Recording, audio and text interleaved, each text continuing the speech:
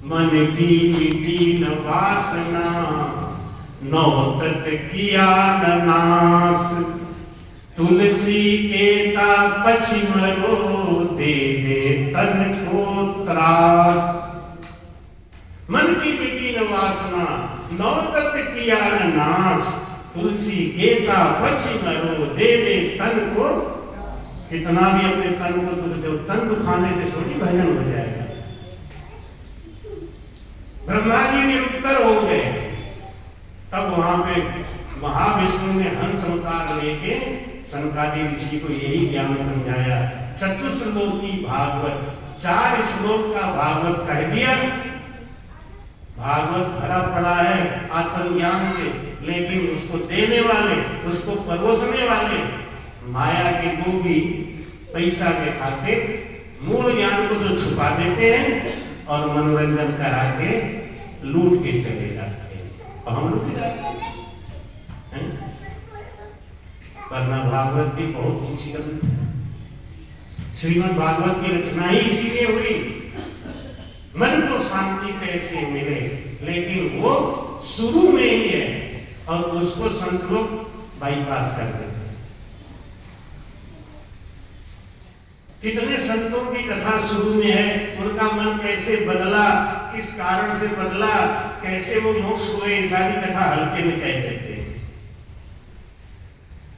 एक बार तो एक संत बोले भागवत करते समय कि अभी 3 दिन की कथा तो हल्की चलेगी थोड़ी, चौथे दिन से कथा में गहराई आएगी। मतलब चौथे दिन कृष्ण भगवान का जन्म हो जाएगा और फिर टन टन बजेगा। एक बात तो महाराज कहते हैं कि सांच बिना उधरे नहीं, सांच बिना उधरे नहीं, पच पच मरो अनेक। उस पंडित जी को जब मैंने ये जवाब दिया तब उनके दिमाग में आ गई बात, बिल्कुल सही कह रहे हो। तो ये भेद है कहाँ? मेरा गीता में है, गीता में है, हाँ गीता में है, रामायण में है, यही भी। सुखराम जी महाराज के पहले भी तो संत हुए ना, कि नहीं हुए? विनोदास जी महाराज हुए, दरियाल जी महाराज हुए, संदास जी महाराज हुए। तो इन लोगों ने भजन नहीं किया, इनको वेद नहीं मालूम था, तो कहां से आया? इनके पास भी। बस वही बात, ये भेद कभी छुपा नहीं, लेकिन देने वालों की कमी होगी। तो सांच बिना सुधरे उधरे नहीं, सत्य बोलो। दक्षिणा के लालच में, मान सम्मान के लालच में मनोरंजन नहीं करो। देखो पहले दिन आपने ढोलक हारमोनियम रखवाया, हमने मेरे ज्ञान में ये सब नहीं चले। मैं यवतमाल गया चातुर्मास करने, चातुर्मास के पहले ही दिन बड़ा भारी स्टेज लगा हुआ था, 2 महीने का चातुर्मास था यवतमाल में। 80% राम से नहीं थे, खाली 20%, 80% शुरू भक्ति वाले आते थे। खचाखच भीड़ लगी रही। लेकिन पहले दिन क्या घटना हुई?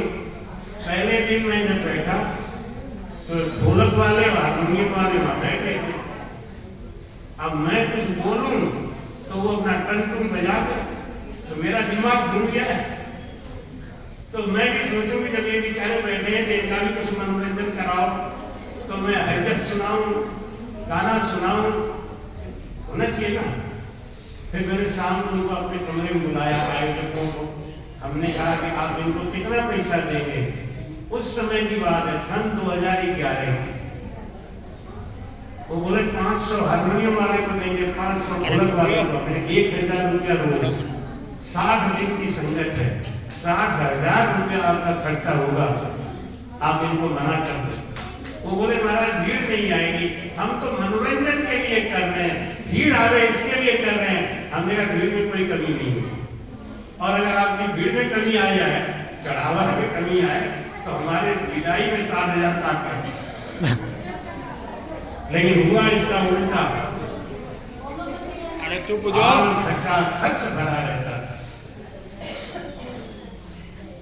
महाराज कहते हैं कि सांस बिना सुधरे नहीं, सत्य तो सब सुनना चाहते हैं। पच पच मरो अनेक, पण बिन सुन सुधरान के कण नहीं आवे देख। जब तक आपके अंदर पद नहीं आएगा तब तक निज नाम की जागृति नहीं हो सकती। खाली ऐसे यहाँ हो गई हो गई हो गई हो गई, पहुंच गए, यहाँ हो गया, यहाँ हो गया, पार हो जा, है ना। ये तो मन की भावना है। भाई कहते करनी कर